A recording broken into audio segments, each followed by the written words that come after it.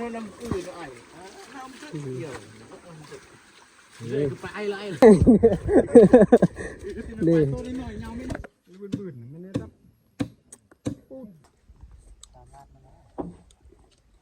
สมุดไปทัดเยอะจูบืดาแล้วทุบหน้าใจโอเควันนี้อีกตัวหนึ่งนี่ทีมงานก็มาหลายคนเลยทุกคนเลยเดี๋ยวเข้ามารุ่นนำกันทุกคนว่ากบตัวนี้สิได้จักสอบทุกคนเนาะเบิ่งโอ้เกือบว่าแล้วเลยนะนี่เกือบสิแล้วเลยยังเหลือแต่ทางใต้มันน้อยนึงเดี๋ยวเข้ามารุ่นนำกันนะสิได้จักสอบในสอบหนึ่งน่าจะเพราะว่าสอบใหญ่เนี่ยเขาจะใส่ประมาณอยู่60-70 กิโลทุกคนนี่ทุกคนตอนนี้อันนั้นมูมาบอกว่าอันนั้นมานแล้วทุกคนเลยมานแล้วเสร็จกินอีเทิร์กเลยทุกคนเลยเสร็จกินหมูปลาเลยทุกคนเลยปลาโถเลย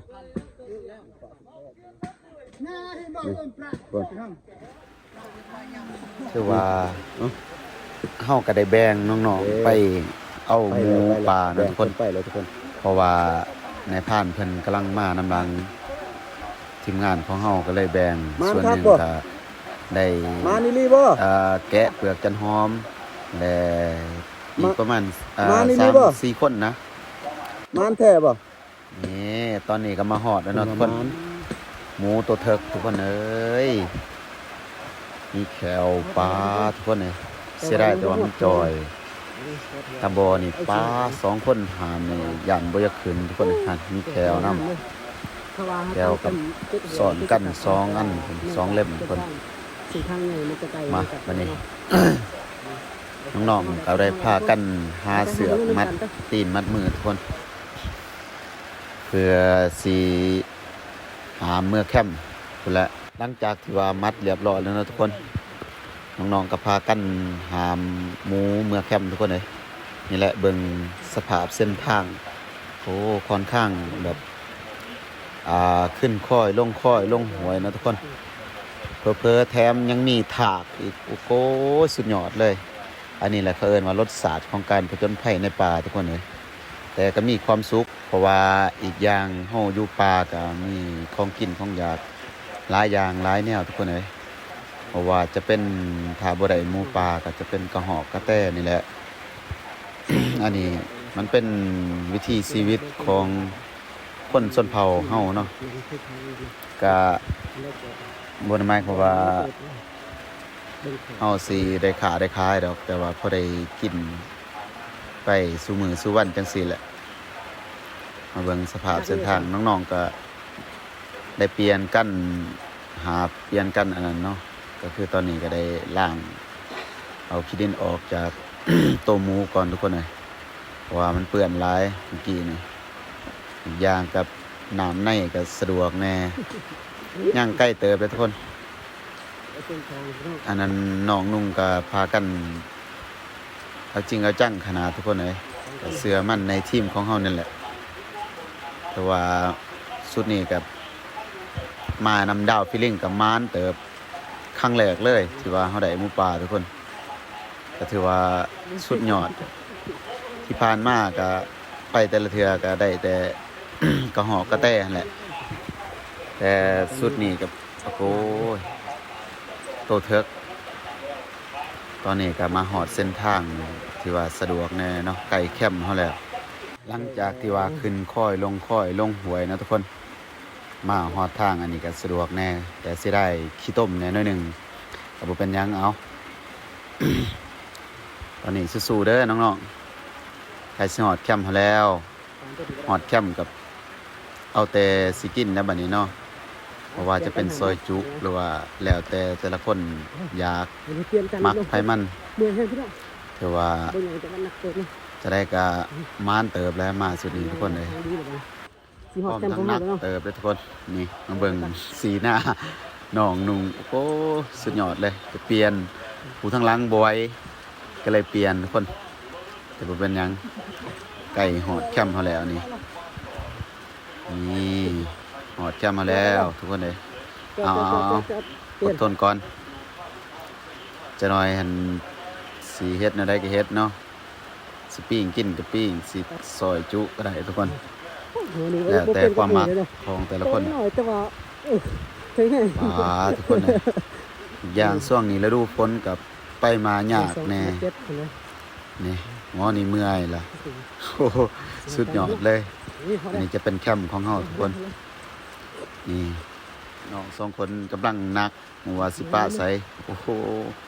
แบกไปแบกมาอยู่เนาะเอาเขาในเฮือนครัวนี่พร้อมมีกระหอกกระแตน้ำอีกโอ้ยสุดยอดคือว่ากระแต3กระหอกตัว1มาของกินเพียบเลยมื้อนี้ทีมงานอีกส่วนหนึ่งก็ยังอยู่ป่าทุกคนยังแกะเปลือกจันหอมอยู่เดี๋ยวจะหน่อยเฮาสิเอิ้นให้เขามาเนาะเพื่อมาขัวหมูนำกันกินก่อนนี่มาเบิ่งเสียดายจอยแน่ทุกคนเลยน่าจะเป็นหมูที่ว่ามันโซ่แน่ทุกคนปกติหมูป่ายามนี้ช่วงนี้เห็นจะตุยแน่ หมูมันตลอดเนาะอยู่ป่านี่ถือว่าอาหารการกินก็บ่ค่อยได้อดปานใดเนาะมีแต่นี่แหละธรรมชาติพี่เนาะโอ้ทะเลกับหมูป่าพี่เนาะนี่อาหารเป็นของเฮาข้าวเป็นของบริษัทเนาะได้เมื่อยการจอยบ่เมื่อยนักเนาะนี่ตอนนี้หลังจากจุอันนั้นน้องๆเนาะไปเอาหมูป่าที่ว่าอันนั้นไอ้เคยเพิ่นนาทิมอันนั้นเนาะได้นะทุกคนเดี๋ยวตอนนี้เฮากะสิมาขัวหมูก่อน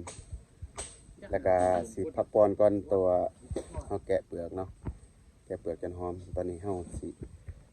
มาเบิ่งน้ำกันนี่ทุกคนนี่สุดยอดเลยงานพักทุกคนเลย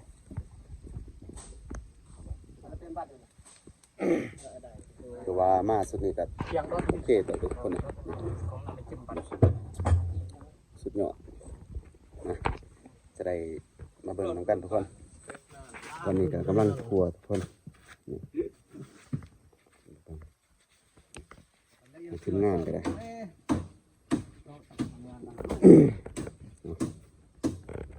มันมาตั้งสีหลายๆโตโอเคแต่เบิ่งแค่หน่อยสีสัมผัสในผ่านเป็นหูเป็นได้นะทุกคนตอนนี้เป็นกำลังนั่งอยู่เป็นขั้ว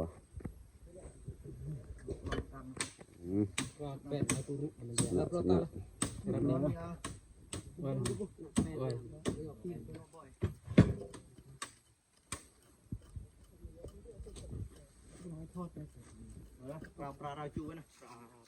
เลย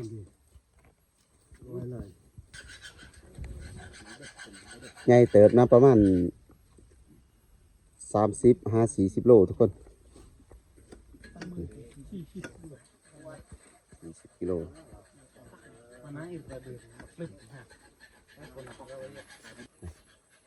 ขู่ขั้วซีนกับในพานงานเพิ่นคนสุดยอด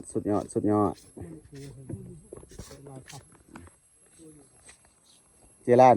มาสุดนี้มานเนาะเจรานมามือแหลกอันนั้นบ่แม่นมือแหลกได้มาข้างแหลกข้างทำอิฐทุกคนเลยแต่ว่ามาบ่ประมาทพี่ดาวเอาก็มามือแรกกันเลยนี่กับอันนั้นดาวพี่ลิงก็มาข้างแหลกคือกันครั้งแรกพี่น้อยดาวจริงลิงอ่ะมานครับ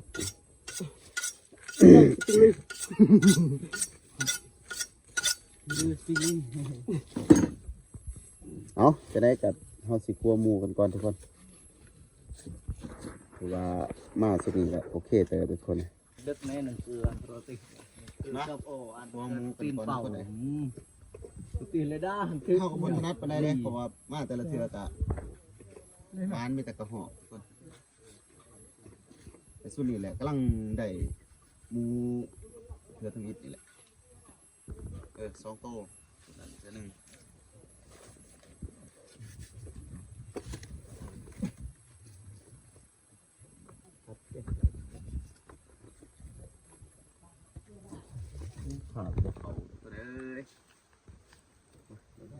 เยอะนั่น ใส่กันตัวนึกไงเป็นจะว่าแล้วเจนึกตัวแววนะตัว แม นี้ วหมดสอดขาบอกเขาเนาะแมววาย เด็กตัวปลูกกันเลย ว่าหน่อย นาอ่อยแกะตัวนายะ ถึงไหนเข้าอยู่บ่ เอาอยู่คน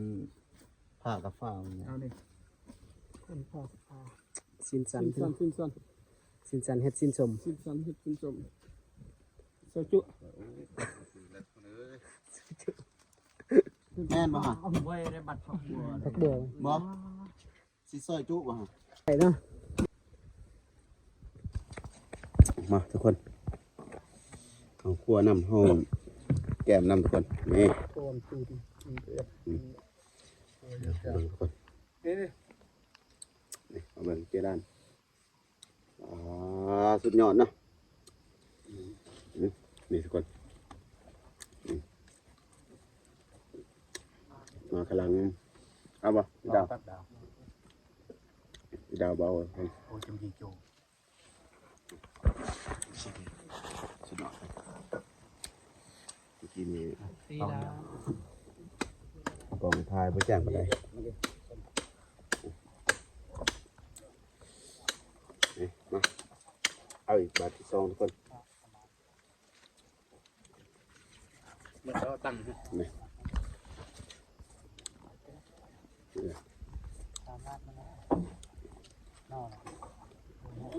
อืม ตัวดัก สุดยอดทุกคน เตรียมนะฮะพูดเลยนะนั่นได้เลยเจียม บื้นๆไม่ได้รับน้ำมงน้ำเส้นเราๆจะอันนี้จะเป็นสีนค้านะทุกคน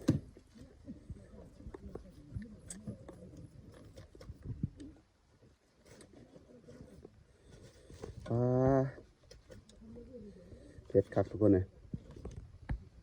เอาแบบดิบๆโหลดมึงยาน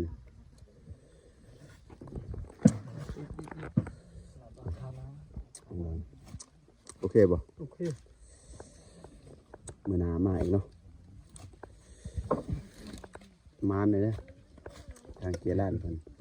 จะรอบจริง มันเป็นสีงามทุกคนเลยมันมีไว้ที่นี่น้ำมัน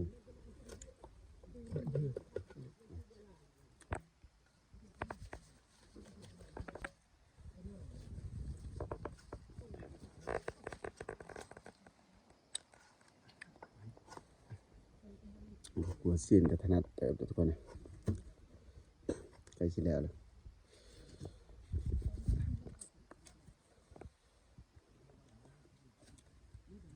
เฉพาะอันนี้จะเป็นผักสวนซีน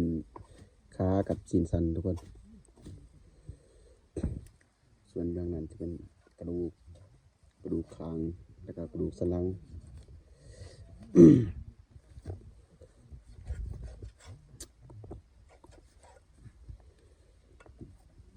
สมบริกินข้าวเสามือนี่หลังจากกินกาแฟแล้วกับพากันไปแกะเปลือกใหม่จะถือว่าโอเคแต่เบิ้งยกเบิ้งซีนตอนซีนมาเอาไว้มาเดินคนไหน น้ำมันจะเตี้ยวเลย นี่มาเบิ้งเป็นขั้วของเขาทุกคนที่ละพ่อหนาเป็นนี่นายพานมาสัมผัสนายพานเป็นวิวเขาแห้งเป็นบุกินซีนหมูกินปิ้งอันนั้นก็หอบเอาสุดยอดเนี่ยเรื่อยเข้าไปtại ở đây ป้าทำงานก็มาเนาะทุกคน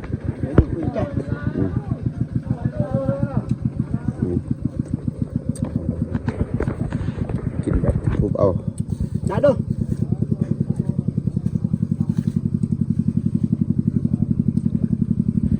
và bên ở hộ ป้าสุดยอดเป็นปิ้งก็หอบคน đấy ư อันนี้จะเป็นแบบ ปั้นก่อนทุกคนเพราะว่าวันเสาร์นี่บ่ได้กินหิวข้าวแห้งตอนนี้กินปิ้งกระแตปิ้งกระหอบมั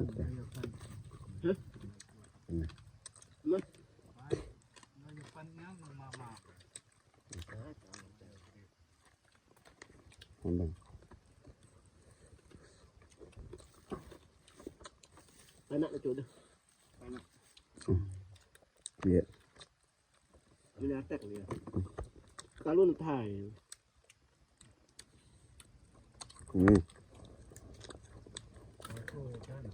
แซ่บ อันนู้นช่วยแล้วโอ้ตัวหัวเล็กก็เป็นอะไรมั้ยแล้วช่วงนี้แบบอันนึงอันนี้เราไว้ บอลนี่จะเป็นบอลใช่ป่ะเขาสิตากชื่อทุกคนหลัง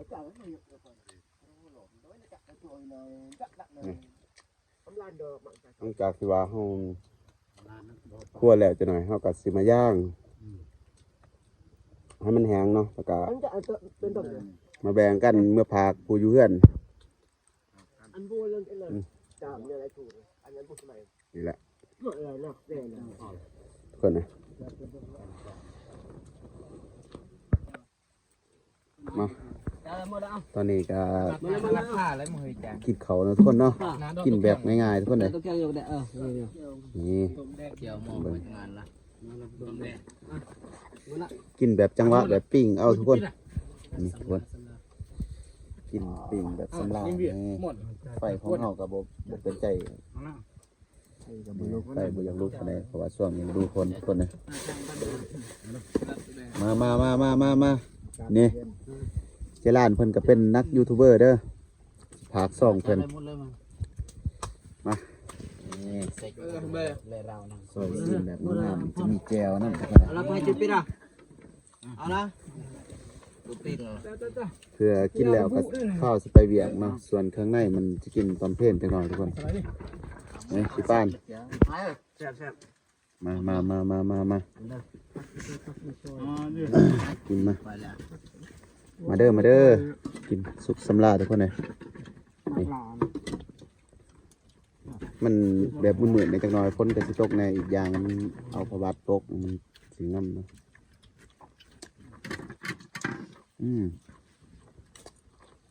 หน่อย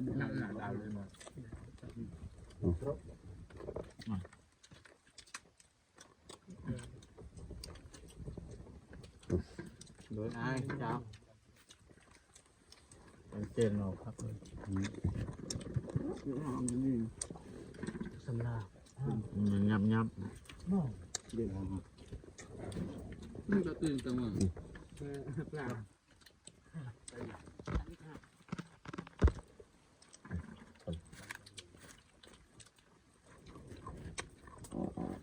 น้ำหนาวเนี่ยจังหน่อย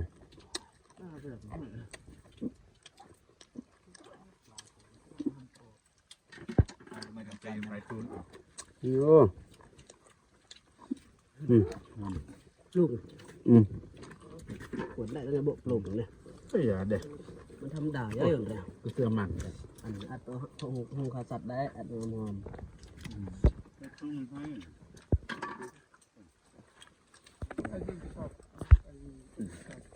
ใจ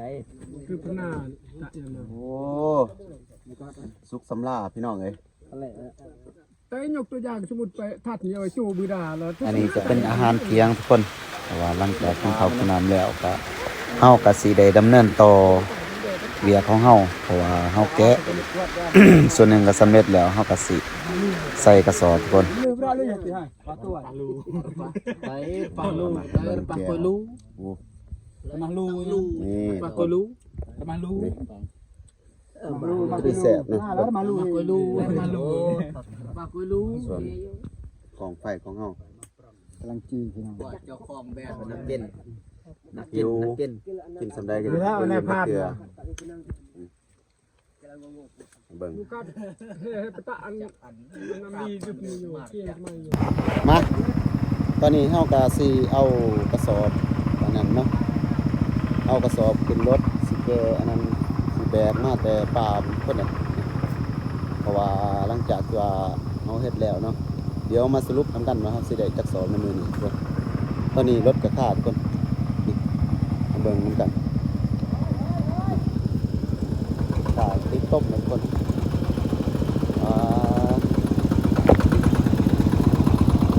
จำเลยจำเกียร์มัน เดี๋ยวสิเอารถคันหนึ่งมาแก่ทุกคนเอารถคันนี้มาแก่ต้องยกขามันก็นี่รถก็นี่มาเบิ่งน้ำกันทุกคน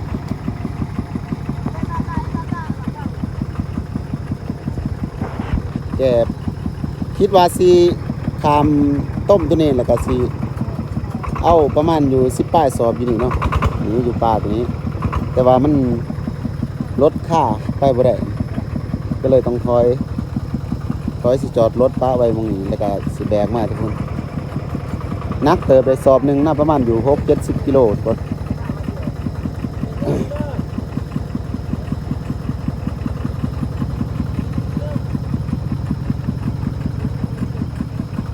ได้บ่คนดำปลาละว่ายละว่ายเลย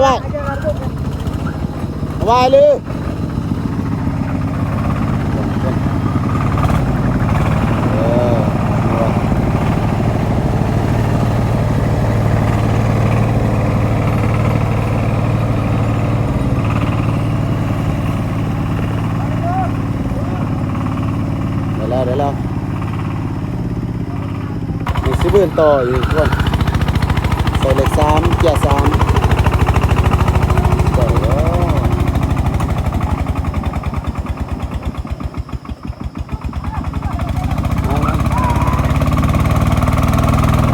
ได้เซ่ดีว้าซุปเปอร์ร้อย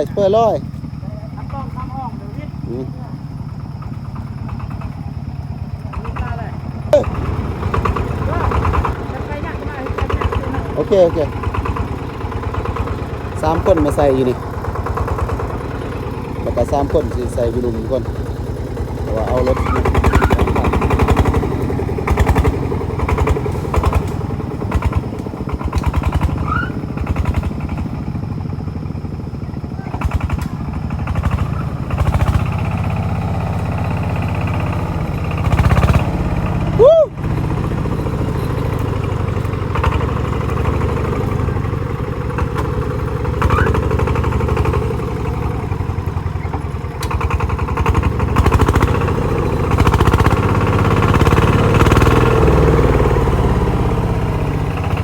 นี่แหละความลำบากทุกคน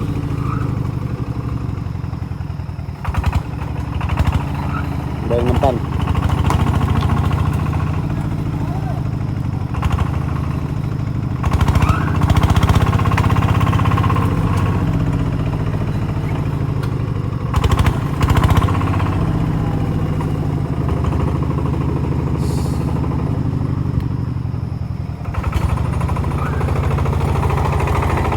บูว่าบัดต้อนกลับสีกลับได้หรือบ่ทุกคนเลย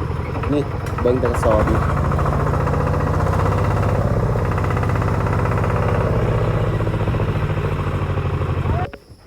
มาตอนนี้ก็ได้แล้วเนาะทุกคนเอากระสิไปเอาอยู่ในก่อนนี่อยู่ในป่าโถสอบไม่แต่สอบใหญ่ๆคนเลยบูว่าสีแบกได้หรือบ่น่าจะเอา2 คนต่อสอบปะได้บ่แบบเจ๊เอาทุกคนโอ้สิได้หรือบ่มาลองเบิ่งยกให้แน่ ตามโอเคมา มาจะเอาปูโอเคนักเสิร์ฟคนเลยโอ้ยถึงข้างเลยนี่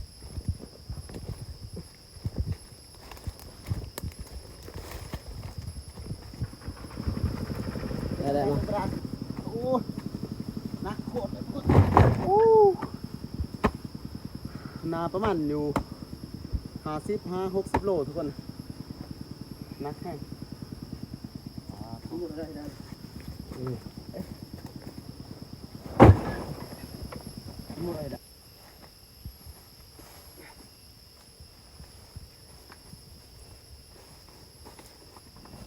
โอเค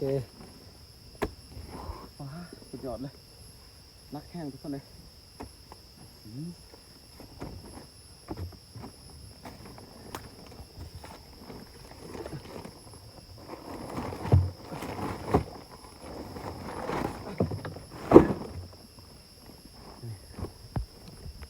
เขาจะใส่เบื้องละเบื้องนี้ประมาณอยู่12เนาะทางหน้าใส่ประมาณ8 ศอกรถ1 20 ศอกทุกคนเพราะว่าเส้นทางห้องบอดี้ไปได้โอ้ยเมื่อยทุกคนเลย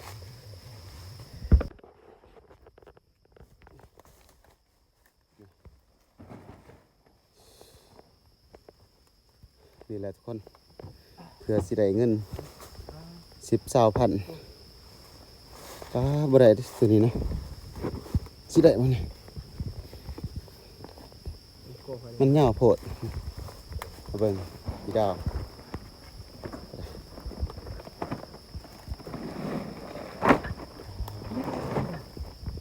จะได้ หลับอีหลีเพื่อสิอันนั้นเนาะ เพื่อสิได้เงิน10,000คือว่าแล้วนะ ยังกี่ยังกี่แหละ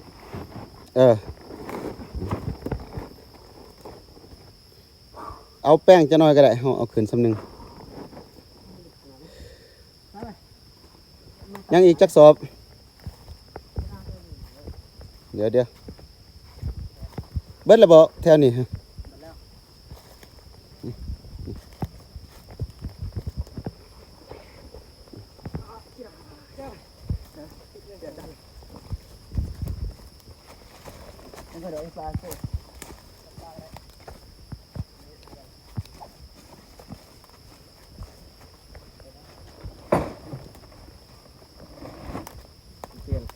ไปเลยมานะครับ เอาสอบตัวนี้เอาขึ้นทางหน้าอีกนี่ให้มันเสมอกัน ก็ร้านตักเลย บ่เอาไว้ทางหล่างก็ได้เอา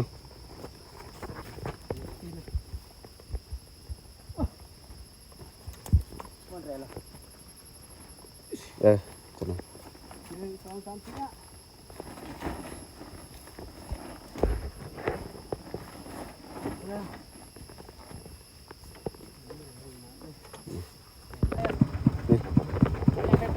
วันนี้อีกจุหนึง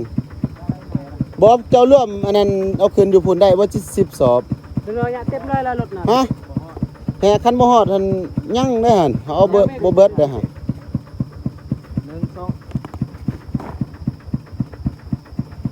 รถน้อยอย่าเต็มเจาะอย่าdan cara nang yo plo lah. Lagi ada pus yo plo ada.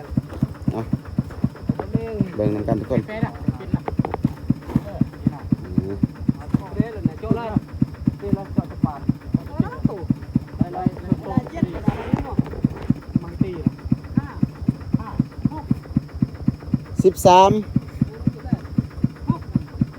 2 3 4 5 6 6กับ13เบิ่งนี่เด้มาทุกคนตอนนี้เฮามาสรุปผลนำกันทุกคน6 13เบื้องทางหน้าเด้ฮะฝนตกแข่งฝน17บ่คัน17ถึงแล้วทุกคนสู่ชีวิตแห้งดีคันนี้ใส่แล้ว17 สอบก่อนยังเหลือ3 สอบก็ฮอดซ่าได้จักสอบเลยคันนี้กำลังได้10รถนี้15นะรถนี้น่าจะ15 สอบรถนี้15เดี๋ยวไปเบิ่ง2คันว่ามันได้ Jok sop. รถนี้15 สอบ Tuan tu. เดี๋ยวไปเบิ่งนำกันรถ2 คันสอบนี่ตอนนี้ฝนตกทางสีเมื่อจะน้อยกับลำบากเลยทุกคนเลย15 สอบเดี๋ยวมาเบิ่งรถ2 คันจักสอบทุกคนรถ2 คันเฮาอันนั้นออกมาก่อนเนาะเพราะว่ามันแคบบ่นี่เดี๋ยวไปเบิ่งรถทั้ง2 คันก่อนความมันมืนทุกคนเป็นบ่หินแห้งไปเบิ่ง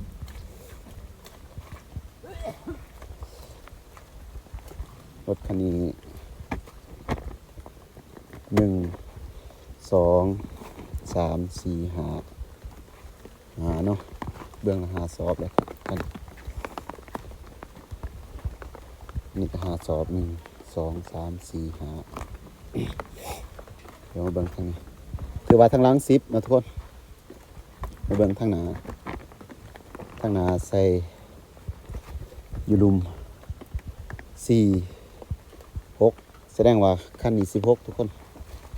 เดี๋ยวมาเบิ่งคันตัวนี้1 2 3 4 5 6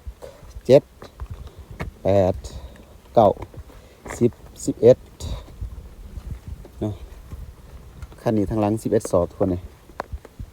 มาเบิ่งให้นี่1 2 3เรื่องละ3อันนี้เลย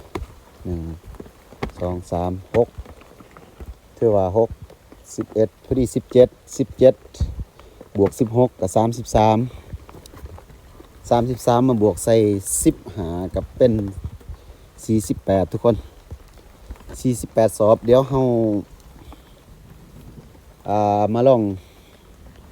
ติดจะหน่อยสิได้จักต้นทุกคนอะไรเป็นเงินถ้าได้2ต้นก็คือได้7 ล้านเดี๋ยวถือว่าอันนี้มัน ผลงานของเฮาในมือนี้ทุกคนเลยนี่มือก่อนหั่นเฮาเฮ็ดกับบ่คำเนี่ยก็ได้30มื้อนี้ลื่น18สอบแสดงว่าได้48ทุกคนนี่ได้ยินฟ้าห้องบ่ทุกคนฟ้าเส้นทางก็มื่นบ่ฮู้ว่าเมื่อนี้สิรอดหรือบ่แต่เฮาบ่ได้เมื่อเฮาอยู่แคมป์ให้น้องๆเขาเมื่อคนไหนเปียกเบิดต้นโตนี่ก็ได้นี่เฮ็ดจะได้เราต้องสู้ชีวิตนำกันเพื่อความอยู่รอดพอได้ซื้อเขาวซื้อน้ำกินนี่มาเบิ่งไอ้น้องตอนนี้ก็ได้แบ่งขูดซีนนำทุกคนเพื่ออันนั้นแบ่งให้ผู้อยู่เฮือนแน่นี่คนไหน